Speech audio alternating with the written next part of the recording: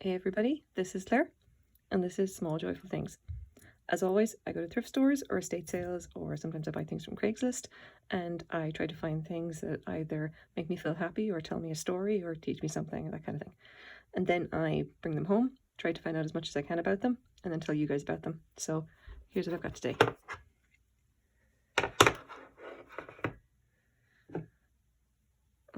Thankfully, this one is actually really easy to see because you can just look straight down on it.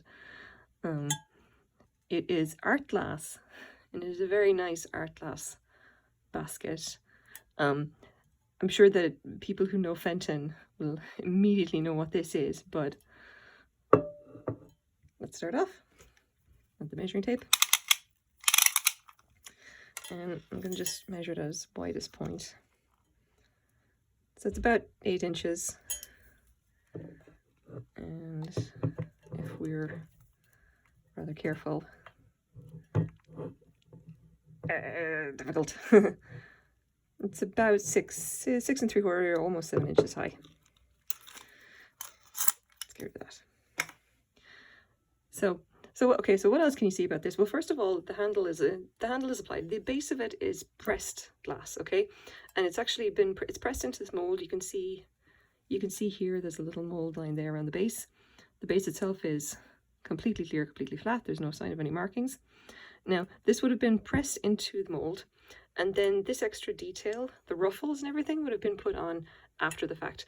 And this one also has an extra rim. Like, this is obviously white glass. Not, I think it's milk glass, but it's not like the milk glass that you would normally see. It's quite a bit shinier. And I think it's probably because it's got this extra applied, like, clear ruffled edge to it. And the handle itself, it's obviously it's been just applied on as well. And it has these nice kind of, you can see the lines here, a little bit easier to see.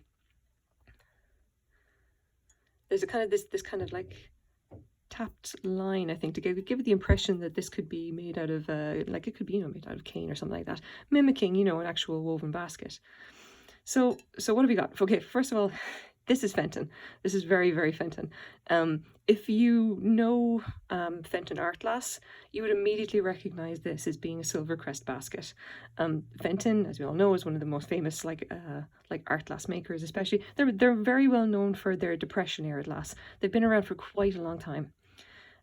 This particular one, this one is not Depression era. The silver Crest pattern, this one that you see here, this would have been around from about the 1940s, and it ran all the way up to the mid 1980s, if I remember right. This particular basket, it's kind of unusual because it's got these lovely painting. Oh, this is hand painted violets, if you can see. One in the center and 4 at each corner, and you can see it's not quite, it's kind of offset with the handle, and not what I would expect it. I would expect them to actually stay with the handle, but they didn't go for that. So what can you do? Anyway, this particular basket, to the best of my knowledge, this would have been the late 1960s, early 1970s, and we kind of know that because it has no mark at all. Fenton would have embossed a lot of their stuff with the Fenton, like the impressed mark or whatever. Prior to, I think, the late 1960s, they wouldn't have done that.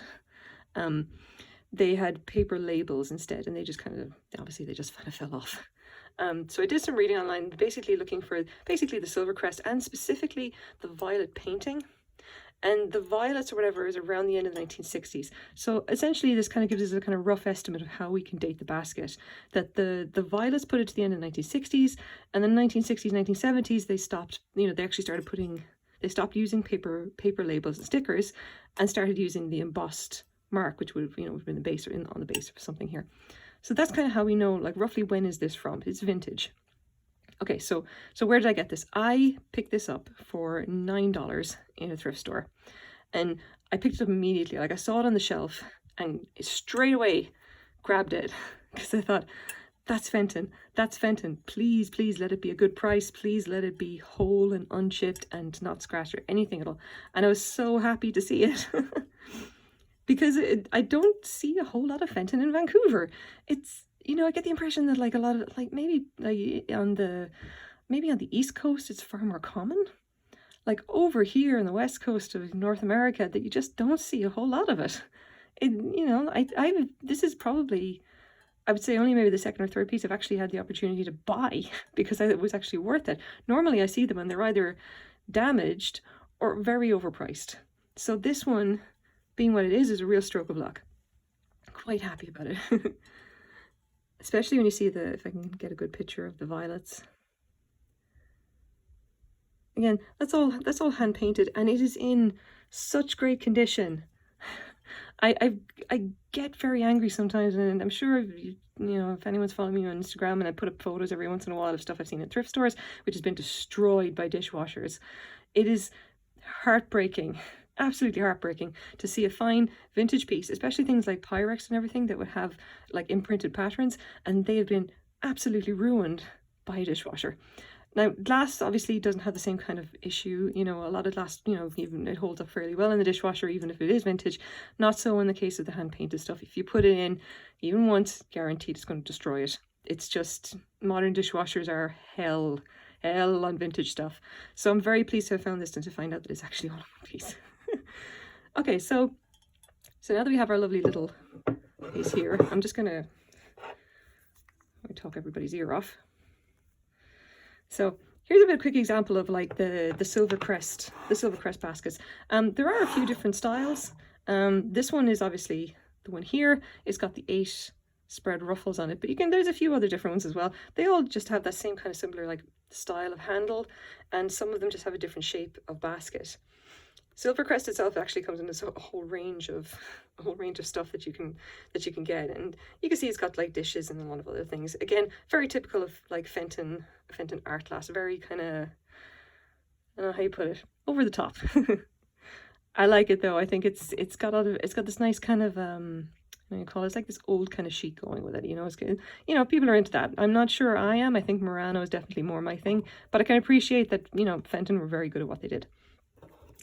So, quick example here. If you ever see white glass with ruffles, solid bet that it might be Fenton. You never know. Anyway. So, having said all that, what is it worth?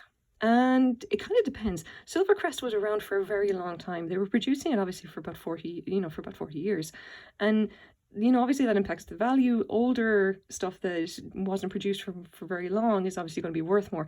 And bearing in mind as well, this is actually a painted piece, and that may actually affect the value badly, because it means that if someone's looking for a piece of the Fenton Silver Crest that's just plain white, then you can't really sell them this because the pattern's not going to match. Anyway, I've actually decided that I put it up on eBay, I think, already. I've decided that I'm going to sell it for about 25-30 US. That is kind of around about what you'll pay for a nice piece of Fenton's Silver Crest. I'll probably accept a little less than that, just because it's, it's kind of nice, but there's a lot of Fenton out there. I'm sure someone's going to really like it once they actually see it. So here we go. $9 Canadian, and it's going to turn into 34. I don't know. Let's say $30 Canadian. It's not bad. It's pretty good for what it is. So here's my small joyful thing for the day. Thanks very much for watching, guys. Bye-bye.